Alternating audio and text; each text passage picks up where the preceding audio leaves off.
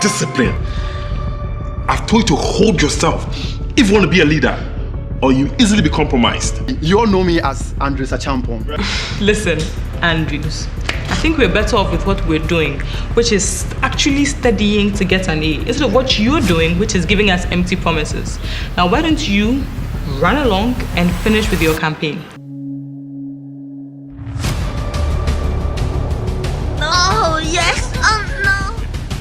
I've told you to be discreet. What are you thinking? You know, it's difficult to control sexual emotions, you know. Guys, I think I have an idea.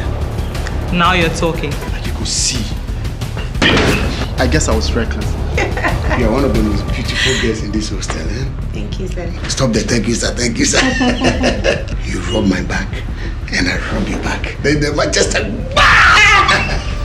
What did you just do that for, Mr. Tete? Oh, why? I must stress the discretion required for this. This game, as you put it, is going to cost you. We have a potential blackmailer. House of Umoja.